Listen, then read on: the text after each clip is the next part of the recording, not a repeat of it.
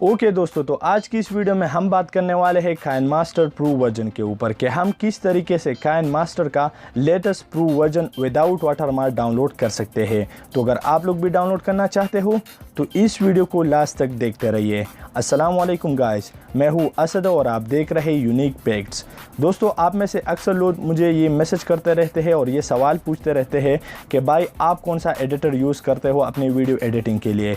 तो भाई ये बात मैं आप लोगों को क्लियर कर दूं कि पिछले 2 सालों से मैं अपने मोबाइल पे काइनमास्टर को यूज़ करते आ रहा हूँ, क्योंकि काइनमास्टर एक ऐसा वीडियो एडिटर है जिसमें हमको वो फीचर मिल जाते हैं जो कि किसी और वीडियो एडिटर में हमको नहीं मिलते। और जितने भी यूट्यूबर है, जितने भी ब्लॉगर है, तो वो अपने मोबाइल पे काइनमास्टर एडिटर को यूज़ करते हैं। तो अगर आप लोग भी डाउनलोड करना चाहते हो तो वीडियो को एंड तक देखते रहिए। मगर वीडियो में मजीद आगे बढ़ने से कबल मैं आप लोगों को रिकमेंड करूंगा कि अगर आप लोगों ने अभी तक हमारा चैनल सब्सक्राइब नहीं किया तो अभी सब्सक्राइब कर ले और साथ में बेल आइकन को भी प्रेस कर ले ताकि इस तरीके का बेस्ट वीडियो आपको मिलते रहे।